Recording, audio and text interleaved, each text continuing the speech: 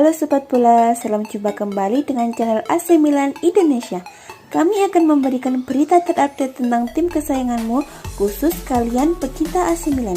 Tapi sebelum itu, like, komen, dan subscribe channel ini agar Sobat Bola tetap mendapatkan berita terupdate tentang tim jagoanmu. Forza Milan!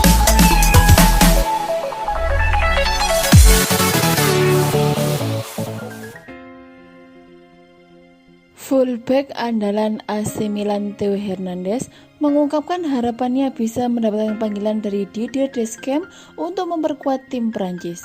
Harapan yang dilontarkan Theo Hernandez tak terlepas dari performa menawan yang ia perlihatkan semenjak bergabung dengan AC Milan. Keputusannya untuk pindah dari Real Madrid menuju AC Milan tampaknya menjadi hal yang tepat bagi Theo Hernandez pada musim lalu. Theo Hernandez mampu membuktikan potensi luar biasa yang ia miliki sebagai salah satu bek kiri kelas dunia. Performa Theo Hernandez selama memperkuat AC Milan tergolong cukup brilian, apalagi ia sudah menyegel tempat utama di skuad Rossoneri. Tak hanya jago dalam urusan bertahan, Theo Hernandez juga cukup aktif membantu serangan untuk AC Milan. Bahkan, tak sedikit pihak menyebut Theo Hernandez ibarat bek rasa striker lantaran kontribusi keterlibatan golnya yang cukup tinggi. Sebagai bukti, Theo Hernandez berhasil mengemas 7 gol dan 5 assist dari 36 laga bersama AC Milan pada musim perdana alias musim lalu. Catatan ini berpeluang akan menanjak pada musim ini mengingat performa konsisten Theo Hernandez bersama Rossoneri. Pemain asal Prancis itu sejauh ini telah terlibat dalam 11 gol dari 29 laga yang telah dilakoni. Kompetisi musim ini yang masih cukup panjang membuat peluang Theo Hernandez mencetak lebih banyak gol dan assist pun sangat terbuka. Melihat potensi yang ia miliki, Theo Hernandez mengatakan dirinya sangat menantikan panggilan untuk bisa memperkuat timnas Prancis nantinya. Jika berbicara tentang timnas, saya hanya fokus bekerja keras untuk bisa pergi ke timnas, ujar Theo Hernandez dilansir dari Tutto Mercato. Yang harus saya lakukan adalah bekerja setiap hari dan berharap mendapat panggilan itu. Saya lahir di Marseille dan dibesarkan di Spanyol, tapi saya merasa pemain Prancis. Keluarga dan saya adalah orang Prancis, tugasnya menambahkan. Lebih lanjut, Theo Hernandez juga bertekad untuk bisa menjadi bek kiri terbaik dunia dengan potensi yang ia miliki.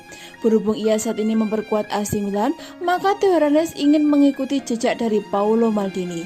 Seperti Maldini, saya pikir saya harus menjadi salah satu dari 3 bek sayap terkuat dunia, tegas Theo Hernandez.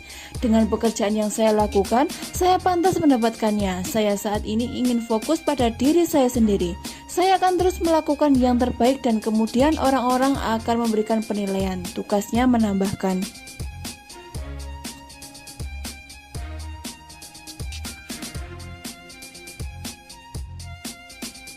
Proses negosiasi perpanjangan kontrak Gianluigi Donnarumma di AC Milan tampaknya kian rumit saja. Agen sang pemain Mino Raiola dikabarkan meminta satu lagi syarat tambahan. Diberitakan dari La Gazzetta dello Sport dan dikutip dari Football Italia, permintaan terbaru itu adalah soal nilai klausal pelepasan Donnarumma andai jadi lanjut bermain di Milan musim depan. Klausul pelepasan sejatinya adalah hal yang wajar dalam kontrak seorang pesepak bola. Di Liga Spanyol, hal itu bakal menjadi sebuah kewajiban.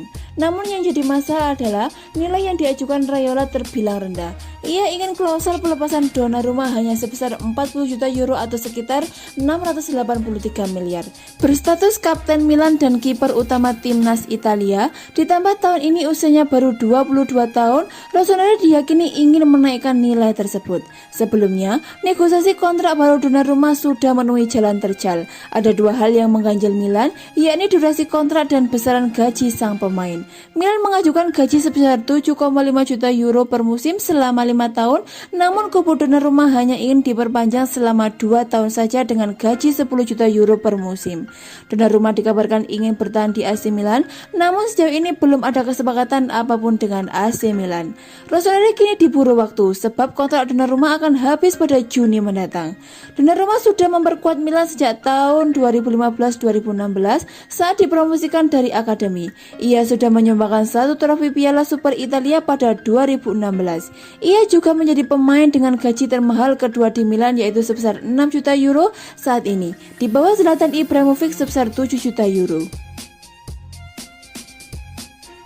Balotelli mengisyaratkan lebih senang memilih AC Milan mengatasi Inter Milan. Mario Balotelli angkat bicara soal duel syarat gengsi di Serie A Italia akhir pekan ini antara AC Milan dan Inter Milan yang bakal berlangsung Minggu 21 Februari 2021. Penyerang yang sekarang memperkuat Monza tersebut pernah berpetualangan bersama Diavolo dan Biscione dan jelang bentrokan kedua raksasa Serie A itu. Si Bengal mendapat pertanyaan soal siapa yang bakal keluar sebagai pemenang di laga nanti. Super Mario sejatinya tidak memberikan jawaban yang pasti, namun dia lebih condong menjagokan Rossoneri. Saya akan senang jika Inter Milan dan AC Milan yang menang. Jika harus memilih, mungkin saya akan mengatakan AC Milan karena Ibrahimovic, kata Balotelli. Tetapi, bahkan jika Inter Milan yang kemudian berjaya, saya juga akan senang. Balotelli lalu sedikit menyoal perseteruan antara Ibra dan Romelu Lukaku di derby Coppa Italia. Dua kepala berbenturan. Jika harus dikatakan itu memang bisa terjadi, saya tidak tahu apa alasan dibalik peristiwa itu. Tetapi jelas bukan adegan yang indah dari dua pemain juara, tandasnya.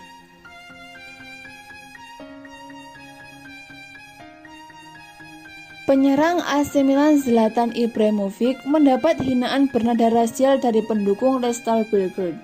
AC Milan bertandang ke markas Red Star Belgrade pada leg pertama babak 32 besar Liga Eropa 2020-2021. Pada pertandingan tersebut, Ibrahimovic masuk skuad tetapi tidak mendapat jatah bermain. Posisinya digantikan oleh Mario Mandzukic. Juru kedor asal Swedia itu pun hanya duduk di tribun penonton Stadion Ratko Mitic. Saat duduk di kursi penonton, itulah Ibrahimovic mendapat hinaan bernada rasial dari oknum supporter Red Star.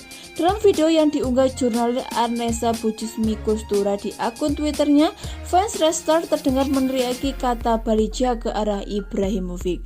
Balija merupakan kata kasar yang digunakan untuk menghina orang-orang yang berasal atau memiliki garis keturunan Bosnia. Kebetulan, Ibrahimovic memiliki darah Bosnia dari sang ayah, sedangkan ibu sang pemain berasal dari Kroasia. Meski mendapat hinaan rasial, Ibrahimovic tidak bereaksi apapun. Dia hanya duduk santai di bangku penonton. Menanggapi aksi tidak terpuji yang dilakukan oleh supporter Red Star Belgrade meminta maaf. Mereka mengutuk keras tindakan tersebut dan berjanji akan mengusut tuntas kasus tersebut sekaligus menghukum pelakunya. Red Star mengutuk hinaan ofensif yang diarahkan pada Zlatan Ibrahimovic. Tulis pernyataan Red Star seperti kutip dari Football Italia. Sebagai klub, kami telah melakukan segalanya untuk memastikan kelayakan penyelenggaraan pertandingan dua tim hebat. Kami tidak akan membiarkan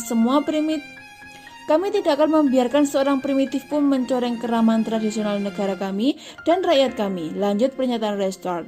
Adapun pertandingan Red Star versus AC Milan berakhir dengan skor imbang 2-2. AC Milan unggul lebih dulu lewat gol bunuh diri Radovan Pavkov, tetapi disamakan Red Star lewat gol Gyolor Ganga. Rossoneri kembali unggul setelah Theo Hernandez mencetak gol penalti. Red Star kemudian menyetarakan keadaan lewat gol Milan Pavkov. Leg kedua akan berlangsung di Stadion San Siro 25 Februari 2021. AC Milan gantian menjamu Red Star.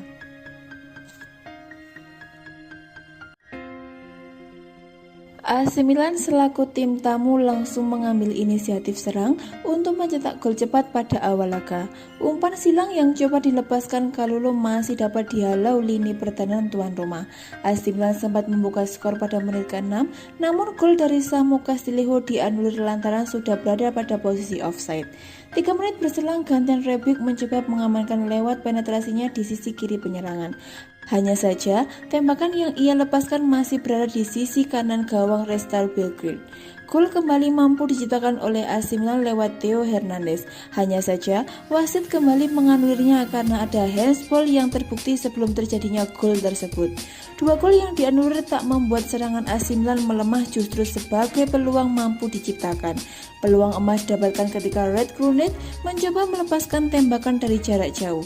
Meskipun tembakan Red Krunic mengarah tepat ke arah gawang, namun berhasil diselamatkan secara gemilang oleh kiper tuan rumah. Kubu Red Star Belgrade bukannya tanpa peluang, Jegos Petrovic hampir membuka keunggulan jika tembakannya tidak dihalau oleh kaki Donnarumma. Tak berselang lama, Rebic kembali mendapatkan peluang untuk membuka keunggulan. Ia yang sudah lepas dari jeratan penjaga bek tuan rumah malah gagal mengkonversikan peluang emasnya setelah tembakannya berada tipis di atas gawang. Permainan terbuka yang diterapkan kedua tim menciptakan berbagai peluang gol. Sebagaimana misal gantian tuan rumah yang hampir kembali membuka keunggulan jika Donnarumma tidak melakukan penyelamatan gemilang. 30 menit berlangsung, masih belum ada satupun gol yang mampu diciptakan oleh kedua tim. Penampilan brilian dari penjaga gawang kedua tim membuat laga masih tanpa gol karena banyak peluang emas yang berhasil dimentahkan. AC Milan akhirnya berhak unggul setelah salah seorang pemain tuan rumah mencetak gol bunuh diri pada menit ke-42. Babak pertama akhirnya berakhir 1 gol untuk keunggulan AC Milan. Babak kedua dimulai, permainan tuan rumah terlihat makin agresif, di mana serangan demi serangan mengarah ke lini pertahanan AC Milan. Tuan rumah mendapatkan kesempatan emas untuk mengamankan skor setelah Romagnoli terbukti handsball di kotak penalti sendiri. Gyular Kanga yang menjadi algojo mampu menuntaskan tugasnya dengan baik dengan menyarankan bola ke jala gawang AC Milan yang dijaga oleh Donnarumma. Skor imbang membuat laga semakin seru. AC Milan tak mau kalah begitu saja mengingat kemenangan setara vital bagi mereka. Ketika laga akan memasuki menit ke-60, AC Milan gantian yang mendapatkan penalti setelah Theo Hernandez dilanggar di kotak penalti. Berawal dari umpan cerdik yang dilepaskan Sandro Tonali, Theo Hernandez cukup pandai dalam berduel dengan lini belakang tuan rumah. Sebelum akhirnya laju Theo Hernandez dihentikan oleh bek tuan rumah dan wasit menunjuk titik putih untuk AC Milan. Theo Hernandez yang melakukan tugas penalti tak menyia-nyiakan peluang untuk mencetak gol. Tembakannya meluncur mulus tanpa bisa ditebak oleh kiper tuan rumah. Kubu tuan rumah harus bermain dengan 10 orang setelah Milan Rodrik mendapatkan kartu kuning kedua pada menit ke-77. Kemenangan AC Milan harus buyar setelah Milan Pavkov menebus kesalahan dengan mencetak gol penyama kedudukan pada penghujung laga. Laga kedua tim akhirnya berakhir dengan kedudukan skor 2-2.